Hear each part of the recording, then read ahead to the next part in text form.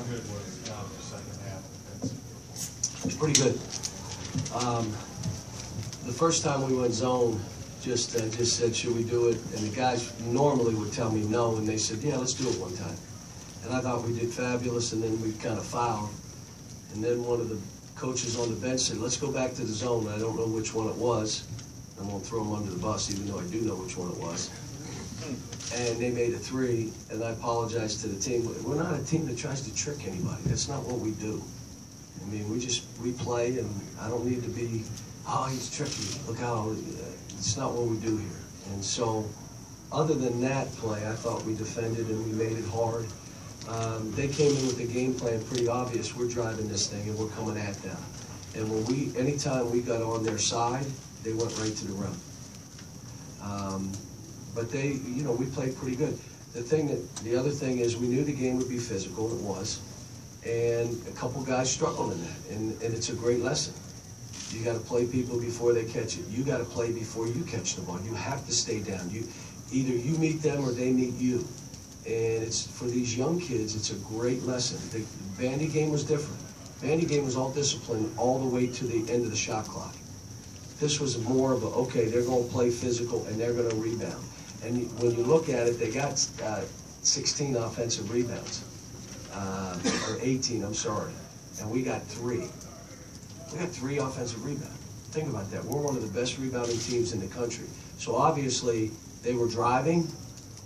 They were going to rebound the ball and not let us rebound. And they did it, except we guarded pretty good and kept that score, that gap in the score. You talk about the surge there at the end of the first half after they took the lead and you went on and let them run in the half. There was a surge.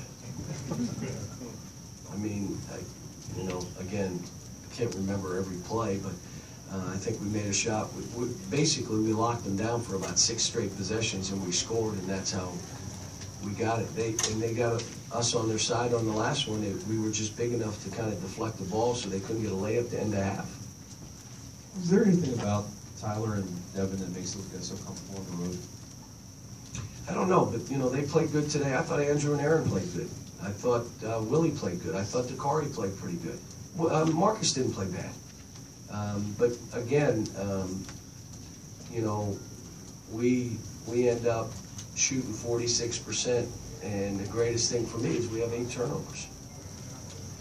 That's probably a couple less than I'd like, but it just shows you that we're a team that can play. You can play us physical, and we can still do the stuff we're trying to do. John, you win by 15 with 3 offensive rebounds, as you said.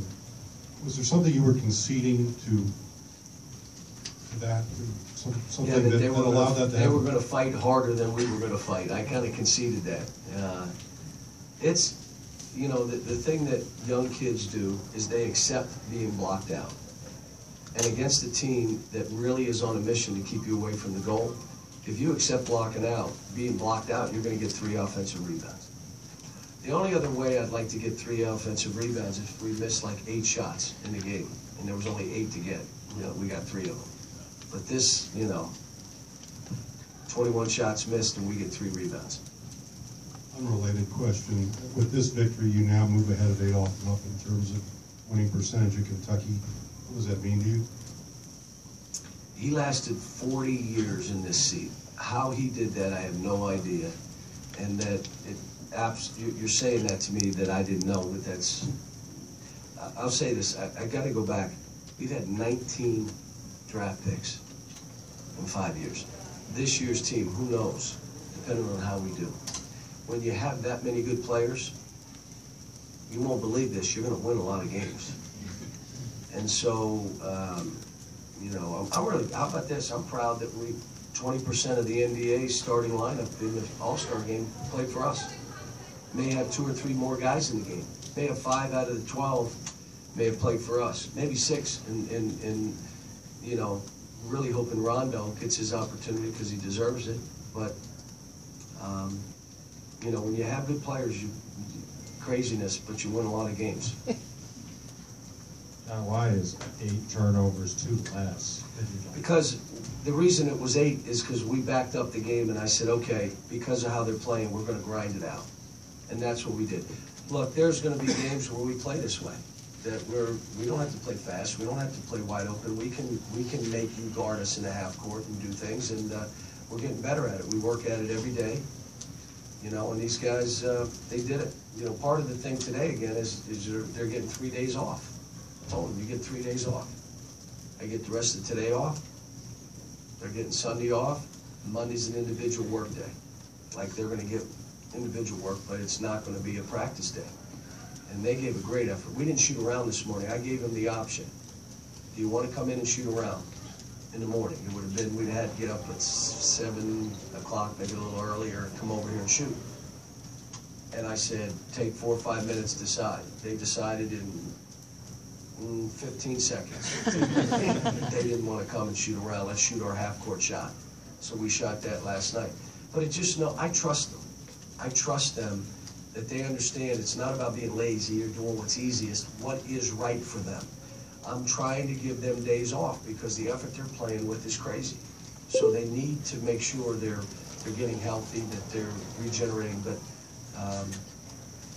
I got a good team with good players, and we're still not where we need to be, but we're moving in the right direction.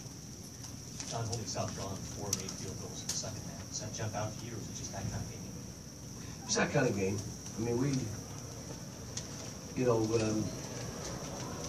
I didn't want to get away from who we were, because everybody said, you know, it's a good team to zone and do, you know, well, that's not who we are, and I don't need to trick anybody. This is who we are.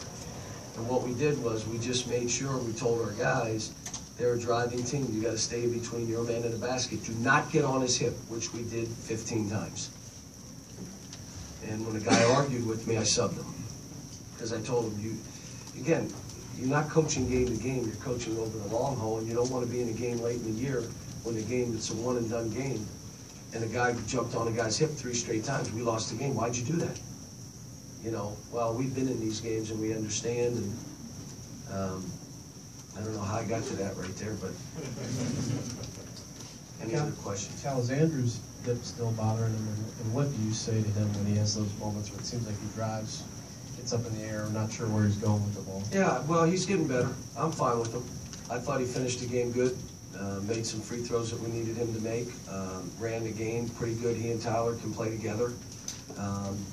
You know, I like the fact that he missed 2 and he came back and made that third one, instead of the 2 misses absolutely caving him in. I mean, I'm just looking for guys to get better. They're not going to be perfect, but I expect them to fight. I expect them to listen. I expect them to be disciplined enough to do what the team needs them to do. I can expect that. And so, like I said, I think this team, we're going on the road, playing good games, good teams, and hanging on. And then with Marcus, 4 blocks, I think, in 13 minutes, altered a lot of other shots.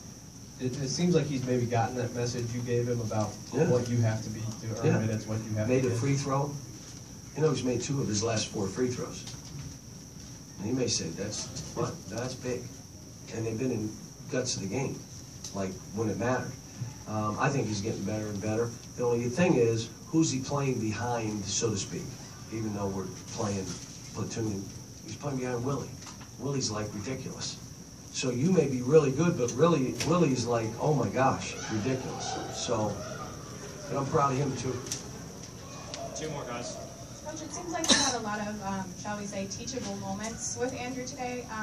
Does he get frustrated when you kind of talk to him? And if so, what do you say to him? Well, mainly I'm asking him to do what we do.